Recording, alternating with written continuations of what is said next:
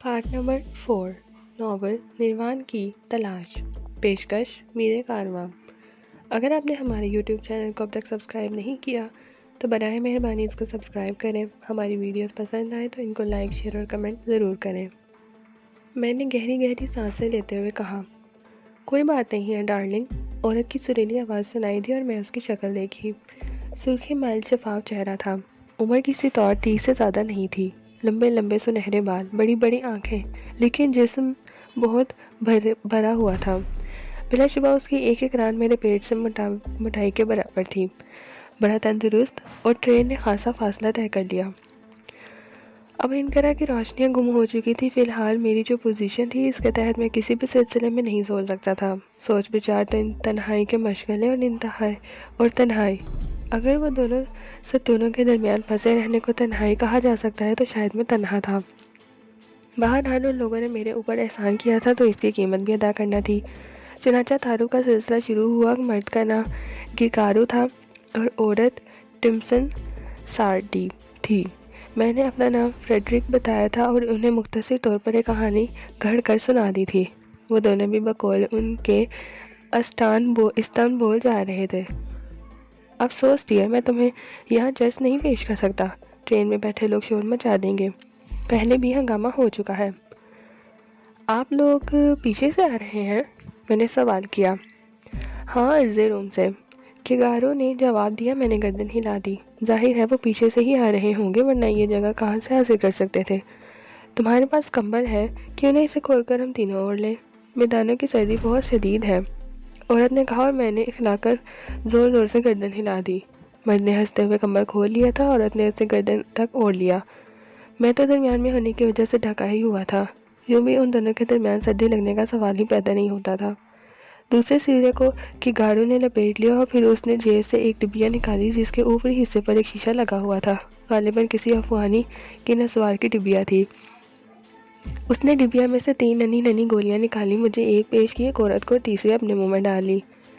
पहले तो कोई अंदाज़ा न हो सका, लेकिन जब गोली मुंह में घुली तो 14 तबक रोशन हो गए। गालिबन इफ्यून थी जो वक्त गुजारी के तौर पर इस्तेमाल की जा रही थी। करवाहट की वजह से मुंह में उंगली डालकर गोली तलाश की, जो कुछ देर निकाल कर फेंक दी, लेकिन करवाहट तो पेट तक उतर गई थी। बहरहाल क्या कहता इन मोहसिनों से जिन्होंने अपने दानिश में बहरहाल मदारत की थी। जब तक मुंह की हालत ख़राब रही, दिल ही दिल में उन दोनों को बुरा भला कहता रहा। किगारो ने सुकून से आंखें बंद कर ली थी। उसके साथी देवनी अलबत्ता जाग रही थी और शायद प्यून के सुरूर में थी। कंपार्टमेंट के दूसरे मुसाफिरों ने भी बाहर हालात से समझौता कर लिया था और जिस तरह भी जगह मिली थी एक दूसरे से पर चुन गए थे। दरवाज़ा खाली हो चुका था, लेकिन सूरत हाल ये थी कि बाथरूम में बेशुमार अपराध एक दूसरे पर दराज थे और अगर किसी को रफ़ा हाजत की ज़रूरत हो तो सब्र शुक्र के अलावा और कोई चारा नहीं था। फर्श और लिबास का जो भी हाल हो, मेरी ज़िंदगी तो गुनागो वाक़यात से पुर थी, अच्छे और बुरे लम्हात से पूरी तरह आशना। चुनांचे थोड़ी देर के बाद ही मैंने उस दिन की तकलीफ को जहन से झटक दिया।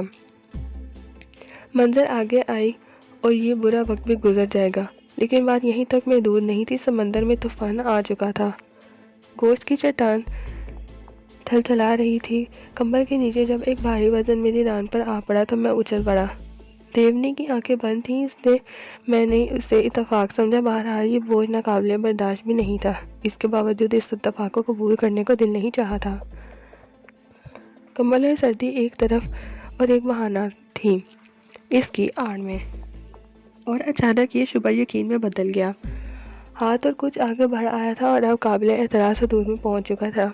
एकदम झुरझुरी सी आ गई। भयानक और सूरत हाल थी। बेटा नवाज, आज तक खुद को बड़ा मर्द मैदान समझते रहे हो, बड़े अयाश तबाह और औरत परस्त बनते रहे हो। आज भुगतो। मैंने दिल ही दिल में सोचा और कंगियों से देवनी की तरह देखा। उसके पतले होंठ मुस्कुराहट के अंदाज में फैले हुए थे और हाथ। उसके बारे में कुछ कहना ही फजूल है, क्योंकि वो एक सोची समझी साजिश थी। मैंने अपने आप को टटोला, क्या मैं इतना ही गिरिया हूँ कि औरत नाम का गुंबद भी कबूल कर लूँ? लेकिन इस वक्त सूरत हाल अजीब थी। गुंबद हरकत कर रहा था اور اگر میں نے ان حرکتوں سے اجتناب کیا تو نتیجہ یہ بھی نکل سکتا ہے کہ جس کھڑکی سے مجھے اندر داخل کیا گیا تھا اسی کے ذریعے چلتی ٹرین سے باہر پھینک دیا جائے، اور یہ کام ان دونوں کے لیے مشکل نہیں تھا۔ چنانچہ خود کو اس کے رحم و کرم پر ہی چھوڑ دیا اور اس نے میرا وہ حال کیا کہ خدا کی پناہ۔ ایک بار پھر ڈرتے ڈرتے اس کی جانب دیکھا تو وہ نیم آنکھوں سے مجھے دیکھ رہی تھی۔ اس کی نگاہوں میں بے چینی تھی، جیسے کہہ رہی ہو کیسے جوان مرد ہو، حسن کو تمہاری طرف مائل ہے، وہ تمہیں شہ دے رہا ہے اور تم ابھی تک خاموش ہو۔ اسے کیا معلوم تھا کہ اس حسن سے میری روح فنا ہو رہی ہے، لیکن قسمت میں جو لکھا ہے پورا ہو کر ہی رہتا ہے۔ جب مجھے مائل کرنے کی تمام کوششیں ناکام ہو گئیں تو جارحیت کا دور شروع ہو گیا اور کمبر کے نیچے سے میری کلائی آہنی گرفت میں جکڑ لی گئی۔ ایک جھٹکے سے مجھے اپنی طرف کھینچا گیا، میرا ہاتھ مکھن کے ڈھیر سے ٹکرایا۔ شاید اس نے اپنا نچلا جسم کسی طرح عریاں کر لیا تھا۔ آنکھوں میں تارے ناچنے لگے۔ ہربنس کے آدمی کا خطرہ مول لے سکتا تھا اگر اس خطرہ عظیم کا امکان ہوتا، لیکن بہرحال اب پھنس گیا تھا تو کوئی نئی مصیبت مول لینے کے لیے تیار نہیں تھا، اس لیے اس مصیبت کو بھگتتا رہا۔ دل کو ایک عجیب سی قرار کا احساس تھا، لیکن اس احساس کا اظہار زندگی کے لیے خطرہ بن سکتا تھا۔ کمبخت نے پوری رات سونے نہیں دیا، دانت پیس پیس کر ڈبے میں ٹھنسے ہوئے لوگوں کو دیکھتی رہی، سوچ رہی ہوگی کہ کاش وہ نہ ہوتے، لیکن یہ تو میرا دل ہی جانتا تھا کہ ان کی موجودگی سے مجھے کتنی تقویت تھی۔ بہرحال یہ بھیانک رات آہستہ آہستہ گزرتی رہی۔ وہ رات کے آخری پہر میں مایوس ہو کر سو گئی۔ اس کا ساتھی بدستور سو رہا تھا، لیکن میری آنکھوں میں نیند کہاں تھی۔ مجھے خطرہ تھا کہ کہیں وہ پھر نہ جاگ جائے اور بیکاری کا شغل شروع کر دے، لیکن وہ صبح تک سوتی رہی۔ آخری پہر میں میری پلکیں بھی ایک دوسرے سے جڑ گئیں، زیادہ دیر تک نہیں گزری۔ اس کا احساس آنکھ کھلنے کے بعد ہوا تھا۔ آنکھوں میں مرچیں سی بھری ہوئی تھی۔ سب سے پہلے کیگارو پر نظر پڑی، اس نے کمبل اتار دیا تھا اور شیشہ گرا دیا تھا۔ پھر رات کے بھیانک واقعات کا تصور کر کے گھبرائے ہوئے انداز میں ٹمس سارڈی کی طرف دیکھا۔ وہ بھی رات بھر کی جاگی ہوئی تھی، اس لیے آرام سے سو رہی تھی۔ کمبل کے نیچے پہلے اپنا اور پھر ٹٹور کر اس کا لباس برابر کیا۔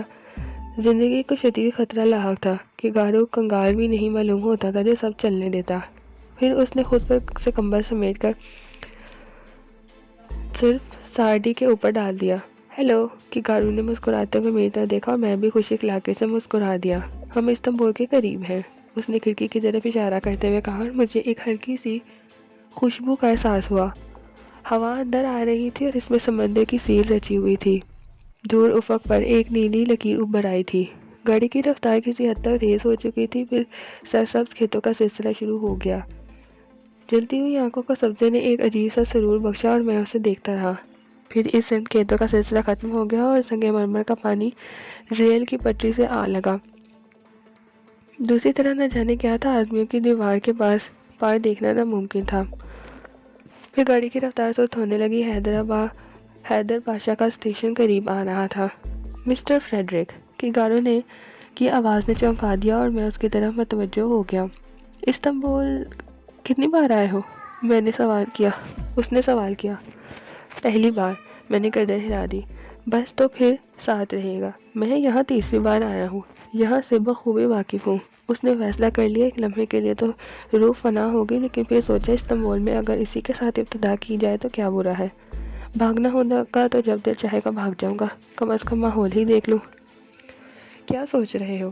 کی گارو نے پوچھا۔ کچھ نہیں، ٹھیک ہے، میں نے جلدی سے گردن ہلا دی۔ جیب کی کیا پوزیشن ہے؟ اس نے کندھے پر ہاتھ مارتے ہوئے پوچھا۔ پیسے موجود ہیں اور بھی بہت کچھ ہے، میں نے جواب دیا۔ ویری گڈ، میرے پاس زیادہ پیسے نہیں ہیں، لیکن فکر مت کرو، جو کچھ تمہارے پاس ہے مجھے دے دینا، دگنا کر کے واپس کر دوں گا اور میرا بھی کام بن جائے گا۔ میں نہیں سمجھا، میں نے کہا۔ ابھی نہ سمجھو، سمجھ جاؤ گے۔ بس میرے اوپر اعتماد کرنا، بے ایمانی آدمی نہیں ہوں۔ دوستوں کا دوست اور دشمنوں کا سب سے بڑا دشمن، اس نے ہنستے ہوئے کہا۔ ٹھیک ہے مسز کیگارو، مجھے بھی دوست پاؤ گے، میں نے کہا اور وہ زور زور سے ہنسنے لگا۔ پاشا کا اسٹیشن آ گیا اور مسافر اترنے کی تیاری کرنے لگے۔ سارڈی، کیگارو نے سوئے ہوئے شیر کو جگا دیا اور وہ صورتحال معلوم کر کے جلدی جلدی خود کو سمیٹنے لگی۔ اور پھر جب وہ کھڑی ہوئی اس نے غور سے دیکھا۔ بلا مبالغہ 6 فٹ قد تھا اور میں نے جس قدر اسے سمجھا تھا اس قدر نہ تھی۔ اس کا جسم موٹا ضرور تھا، لیکن آموزوں ہرگز نہیں تھا۔ پیٹ سے ڈول ہی تھا، البتہ باقی جسم پلا ہوا تھا۔ یہی کیگارو کی تھی۔ اتنا ہی لمبا وہ بھی تھا اور وہ بہترین جسم کا مالک تھا۔ ان دونوں کے سامنے میں احساس کا شکار ہو گیا۔ کمپارٹمنٹ سے اترنے کے لیے ان دونوں کی سیدھ اختیار کی اور کوئی دقت نہ ہوئی۔ لوگ خود حفاظتی پر عمل کرتے ہوئے انہیں راستہ دے رہے تھے۔ ویسے ہپو کا ایسا عظیم و شان جوڑا کبھی نہیں دیکھا تھا۔ وہ تو سوکھے دبلے پتلے اور مدتوں سے ہوتے تھے، لیکن یہ جوڑا تو جیسے ان کا مانفورس کی لہریں چھپاک چھپاک ریلوے اسٹیشن کی سیڑھیوں کو چھو رہی تھی۔ دوسری سائڈ اسٹیمر کھڑے ہوئے تھے۔ ریلوے اسٹیشن ہی کے ایک کونے میں اسٹیمر اسٹیشن بھی تھا جہاں سے ٹکٹ ملتے تھے۔ کیگارو نے خود ہی میرا ٹکٹ بھی خریدا اور مجھے ممنون کا احسان کر دیا۔ سارڈی نے میرا بازو پکڑ لیا اور اس کی پسندیدگی اب بھی برقرار تھی۔ نہ جانے کیگارو جیسے گراڈیبل شخص کے سامنے مجھ جیسے مورخ کی اتنی عنایت کیوں تھی۔ یہ بات اس وقت میری سمجھ میں نہیں آ سکی۔ ہم ایک اسٹیمر میں اتر گئے، دوسرے مسافر بھی جلدی جلدی اسٹیمر میں کود رہے تھے، اور جب پھر سواریاں پوری ہو گئی تو اسٹیمر کا بھوں بھوں کر بہ آواز میں چیخا اور پھر وہ گھوم کر آگے بڑھنے لگا۔ ہم ایشیا سے جدا ہو رہے تھے۔ دوسرے کنارے پر یورپ تھا، گنبدوں اور میناروں کا شہر استنبول، ایک عظیم تاریخ کا حامل ماضی، بازنطائن قسطنطنیہ اور حال استنبول۔ استنبول کے بارے میں جو تھوڑی سی بہت معلومات تھی وہ میرے ذہن میں چکرانے لگی اور چند ساتھ کے لیے میں ماحول سے بے خبر ہو گیا۔ کیگارو اور سارڈی بھی خاموشی سے آبنائے باسفورس میں دوڑتی ہوئی مسافر برادر کشتیاں، سامان سے لدے ہوئے بیڑے، مچھیروں کی لاتعداد کشتیاں، دنیا کے ہر کونے سے آتے ہوئے تجارتی جہاز دیکھ رہے تھے۔ سمندر کی گہما گہمی قابل دید تھی۔ استنبول ابھر رہا تھا۔ آیا صوفیہ کا عظیم و شان گنبد، احمد مسجد کے 6 نیلے مینار، ترک سلطان کا محل سرا، شاخ زریں پرپل التا، اور اس جنگل میں سینکڑوں پتلے پتلے مینار ہر سو بکھرے ہوئے تھے۔ سمندر کا حسین سفر 10 منٹ میں ختم ہو گیا اور ہم استنبول میں داخل ہو گئے۔ در حقیقت اس پورے سفر میں مجھے استنبول میں قدم رکھتے ہوئے ایک عجیب سی فرحت کا احساس ہوا تھا۔ یہاں کا ماحول بے حد پراسرار اور رومانی تھا۔ ہر طرف زندگی کی گہما گہمی، بھانت بھانت کے لوگ سرگردی کرتے ہوئے۔ دنیا نے اپنے اپنے ملکوں کے لوگ بطور نمونہ بھیجے ہوں۔ سارڈی کی اس طرح میرا بازو پکڑے ہوئے تھی جیسے موقع ملتے ہی میں بازو چھڑا کر بھاگ جاؤں گا۔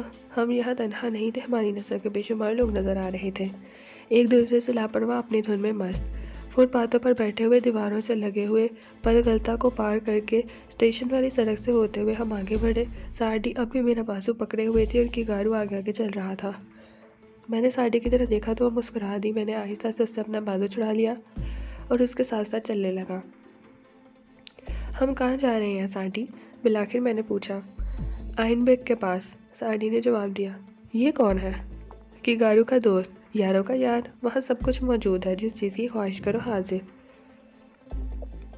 تمتے ہوئے ہیں۔ خوب۔ میں نے بے بسی کی سانس لی۔ اچھا پھنسا تھا ان دونوں میں۔ اگر چاہتا تو اپنا سامان سنبھال کر دوڑ سکتا تھا۔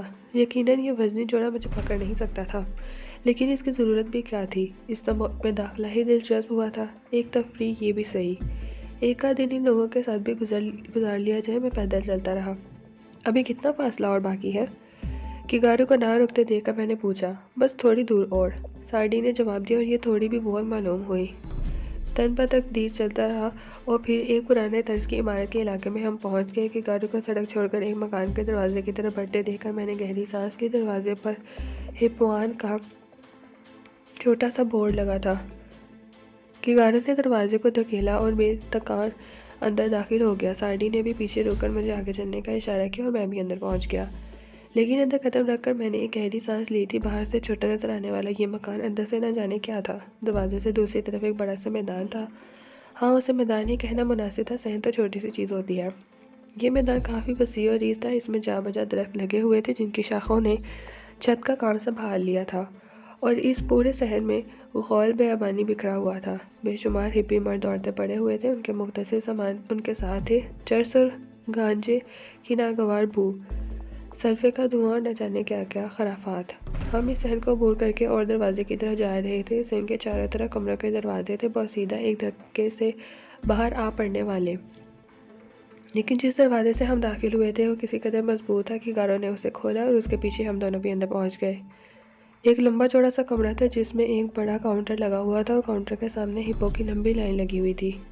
منشیات تقسیم ہو رہی تھی۔ کاؤنٹر کے عقب میں کئی آدمی موجود تھے۔ ایک میز کے پیچھے پڑی ہوئی کرسی پر ایک مضبوط جسامت کا آدمی، جس کا سر انڈے کے چھلکے کی طرح شفاف تھا اور چہرے پر داڑھی مونچھوں کے علاوہ وہ بھووں کا بھی وجود نہیں تھا، آرام سے دراز تھا۔ ہے آئن برگ کی گارو نے آواز لگائی اور اس نے چونک کر آنکھیں کھول دیں۔ پھر اس نے سپاٹ چہرے پر ایک نمایاں تغیر پیدا ہوا۔ تغیر پلکوں اور بھووں والی آنکھوں میں ایک تیز چمک لہرائی اور وہ اس کرسی سے اٹھ گیا جیسے سپرنگ سے اچھال دیا ہو۔ او گاڈ کی گارو! وہ طوفان کی طرح جھپٹا اور دوڑ کر کی گارو سے جا لگا۔ خاصے تنوتوش کا آدمی تھا کہ گارو نے اسے سینے سے بھینچ لیا۔ سارڈی! اس نے دوسرا نعرہ لگایا اور پھر سارڈی سے بھی وہ اسی انداز میں لپٹ گیا۔ سارڈی اس سے کمر تھپک رہی تھی۔ کیسے ہوگی؟ گارو نے پوچھا۔ First class. یہ کون ہے؟ آئن برگ نے میری طرف دیکھا۔ فیڈرک، اپنا دوست۔ ہیلو۔ آئن برگ نے میری طرف ہاتھ بڑھایا۔ اس کمبخت کا ہاتھ بھی فولادی تھا اور ہم تینوں کو لے کر کاؤنٹر سے ملے کے ایک اور کمرے کے دروازے سے اندر داخل ہو گیا۔ یہاں ایک لمبی میز اور چند کرسیوں کے علاوہ اور کچھ نہیں تھا۔ بوزل! وہ میز پر ہاتھ مار کر دھاڑا اور ایک دبلا پتلا آدمی اندر گھس آیا۔ سامان اٹھا کر 13 نمبر میں لے جاؤ۔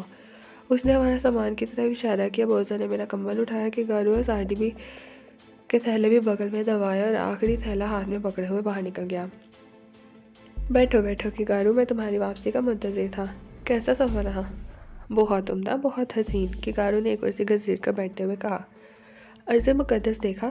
ہاں، نیپال دنیا کا عظیم ملک ہے اور وہاں کی حکومت دنیا کی سب سے بے رحم دل حکومت ہے، جس نے کھٹ منڈو کو انسانیت کے پرستاروں کے لیے وقف کر دیا۔ وہاں انسانیت آزاد ہے۔ ہری رام ہری کرشنا کے سروں پر زندگی ہوا کے دوش پر رواں دواں ہے۔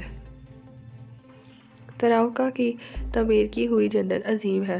ہری شنکر ہری اوم، کی گارو نے عقیدت سے کہا۔ ترلوکا؟ میں نے ذہن میں نام دہرایا۔ یہ نام ہپو میں بہت مقبول تھا۔ کیا اس شخصیت کا کوئی وجود ہے؟ اگر ہے تو یہ کون ہے؟ یوں ہی چند سوالات ذہن میں ابھرے تھے، لیکن ایسے نہ تھے جن کے جوابات کے لیے میں بے چین ہو جاتا۔ وہ لوگ مختلف زبانیں استعمال کرتے تھے اور میں خاموش تھا۔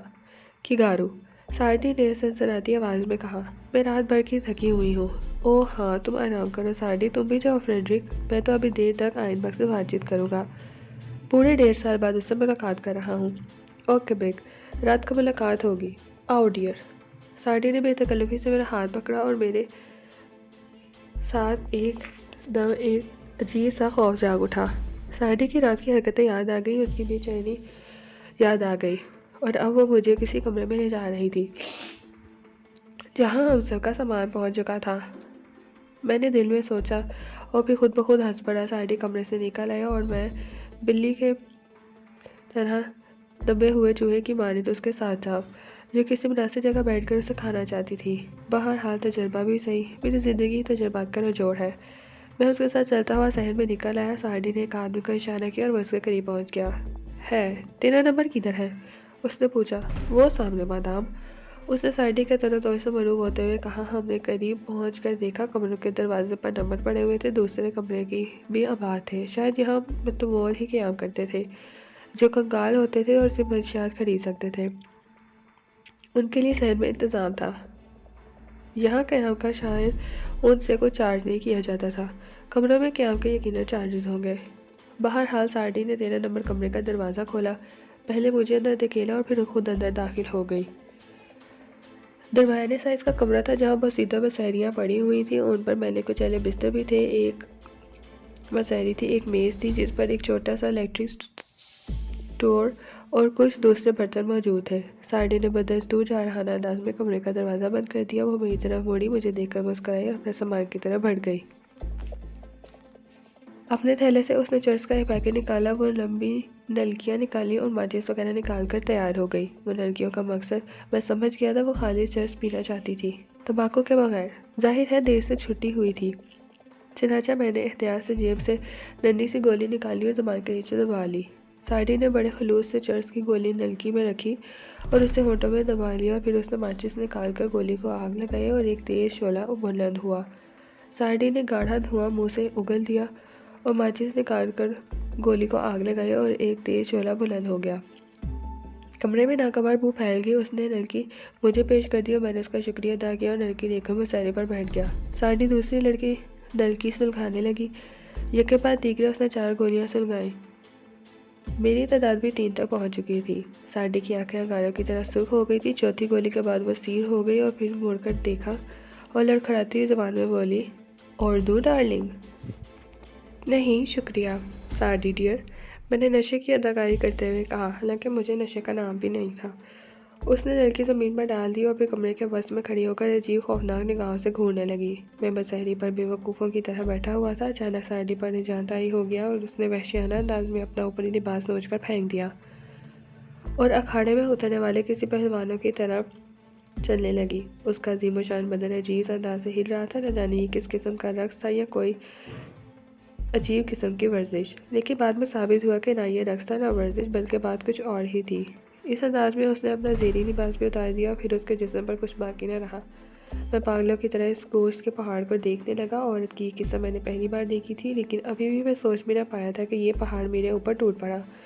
مجھے محسوس ہوا جیسے کوئی بھاری چٹان میرے اوپر آ پڑی ہو۔ اس چٹان کے نیچے میرا دم گھٹ رہا تھا، لیکن میں محسوس کر رہا تھا میرا لباس نہ جانے کس طرح میرے جسم سے جدا ہوا، اور پھر چٹان نے مجھے دونوں بازوؤں سے پکڑ کر کھڑا کر دیا۔ مجھے گھورتی رہی دوبارہ حملہ آور ہو گئی، اور یہ حملہ پہلے سے بھی شدید تھا، لیکن اب میں نے ناچار خود بھی اس میں شریک ہونے کا فیصلہ کر لیا۔ میں نے محسوس کیا تھا کہ یہ میری بے حسی سے مبدل ہونے لگی ہے۔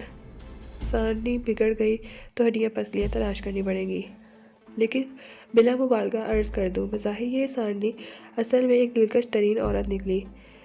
عجیب قسم کی عورت کا تجربہ رکھتا ہوں، لیکن اس عمر کی، اس تنتوش کی، اس قدر دلکش عورت کا تصور کیا جا سکتا تھا، اور مجھے احساس ہوا کہ یہ بلا وجہ میں اس سے خوفزدہ ہوتا رہا۔ یہ تو ایک عام عورت ہے، عورت کی تمام رہنائیوں، تمام دلکشیوں سے معمور میں بھی اس کے لیے ایک بھرپور مرد تھا، جو اس کے انداز سے ہو رہا تھا، لیکن یہ سب کیا تھا یہ میری سمجھ میں ابھی تک نہیں آ رہا تھا۔ اب یہ معنی ہو کر رہ گیا تھا۔ میں نے یہاں بھی فتح کے جھنڈے گاڑ دیے اور خود کو فاتح عظیم سمجھنے لگا۔ میری متنوع نڈھال پڑ گئی، اس کی آنکھیں بند تھیں لیکن وہ جاگ رہی تھی۔ اس پر ابدی سکون تھا اور وہ گہری گہری سانسیں لے رہی تھی۔ میں آنکھیں کھولنے دیکھتا رہا۔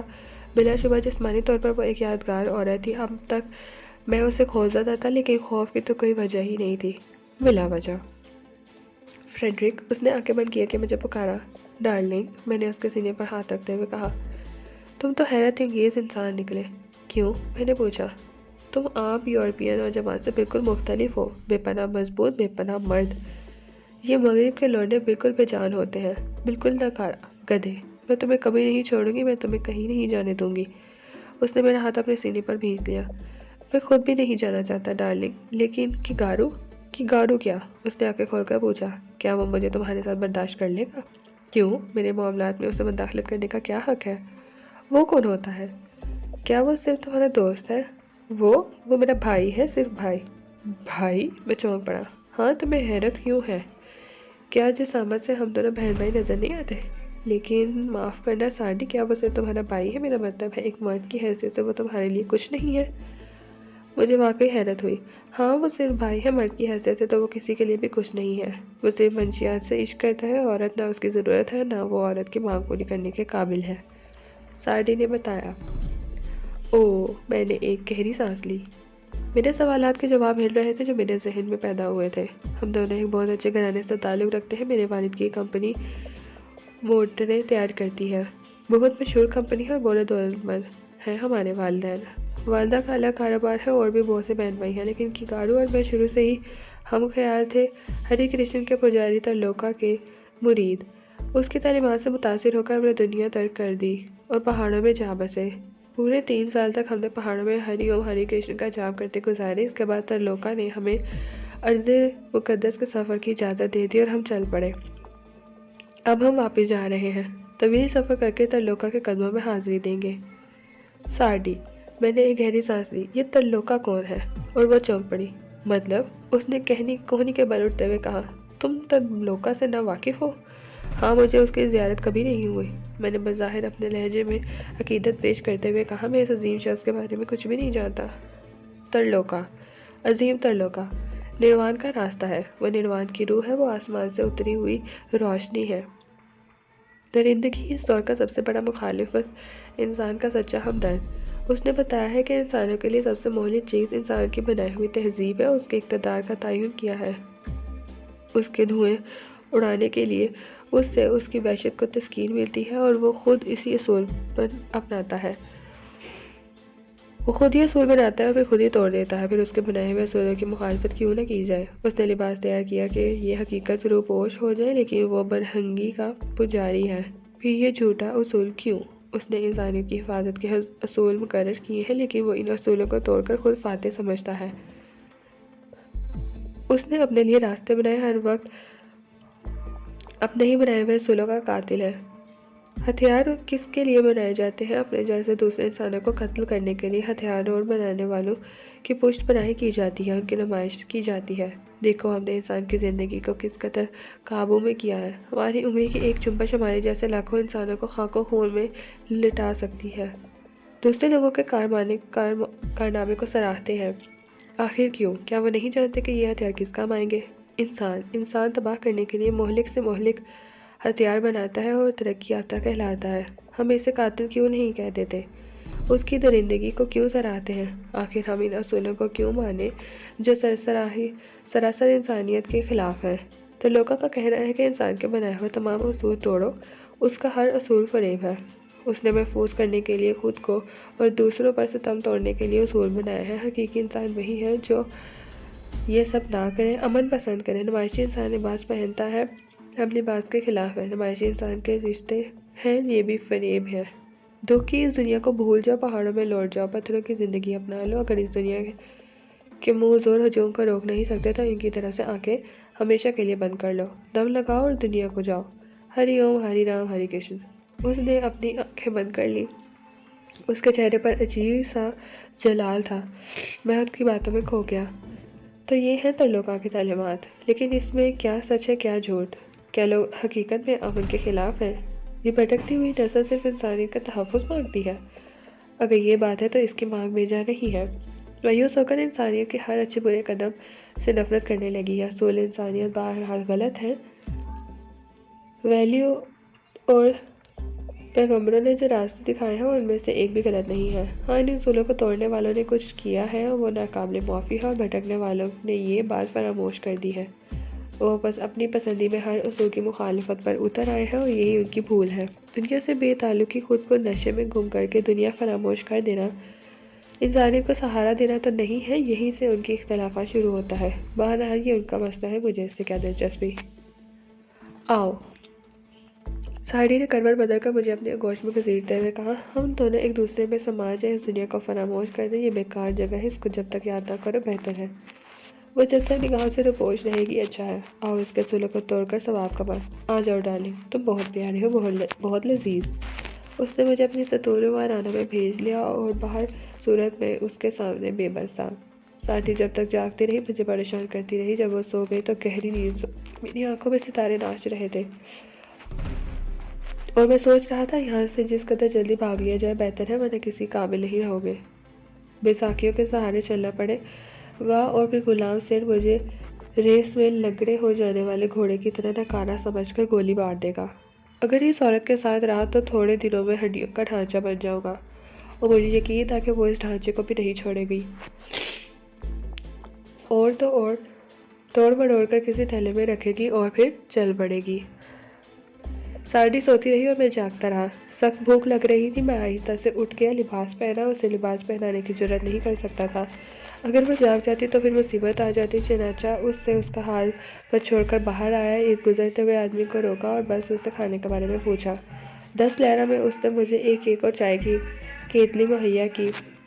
بدمزہ کیک تھا، لیکن بہرحال پیٹ کسی حد تک بھر گیا۔ میں غور کرنے لگا، اب مجھے کیا کرنا چاہیے؟ کیا خاموشی سے یہیں سے نکل جاؤں؟ یہی بہتر ہے۔ یوں بھی اب یہاں رکنے کا فائدہ نہیں۔ اس خیال کے تحت صحن کے دوسری طرف جانے کا راستے پر قدم رکھا ہی تھا کہ کیکارو نظر آیا۔ اس نے اپنا لمبا ہاتھ ہلاتے ہوئے مجھے آواز دی۔ میں ٹھٹک کر رہ گیا، ابھی حالات سازگار نہیں ہوئے تھے۔ میں خود ہی اس کی طرف چل پڑا۔ ہے فریڈرک، کیا بات ہے؟ تم نے سونے کی کوشش نہیں کی؟ ساڑی کہاں ہے؟ وہ کمرے میں جا کر سو گئی تھی، میں نہیں گیا۔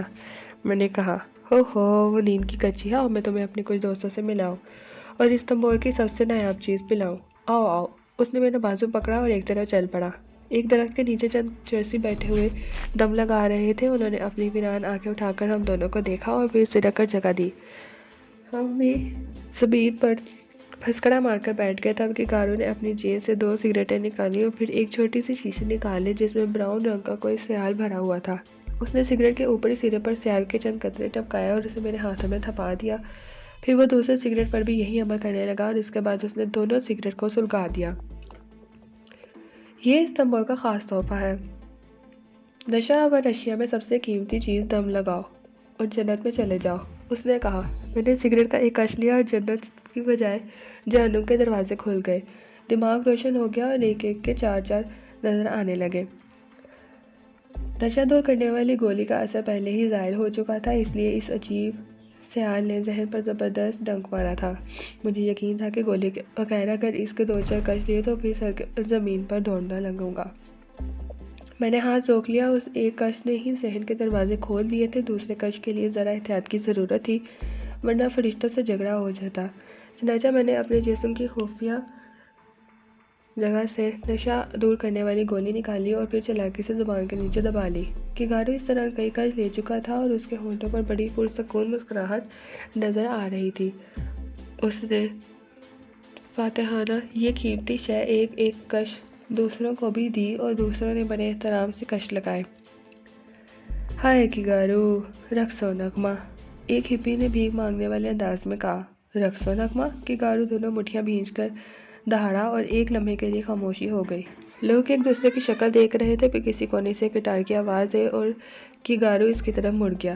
لیکن گٹار بجانے والا کچھ لوگوں کے آڑ میں روح پوش تھا. سامنے آؤ. کہ گارو دھاڑا اور اس کی دھاڑ ہاتھی کی چنگاڑ سے کسی طور پر کم نہیں تھی. پارٹ نمبر 4 اختتام پذیر ہوتا ہے. ناول نروان کی تلاش کا بقیہ حصہ پارٹ 5 پہ سماعت فرمائیے.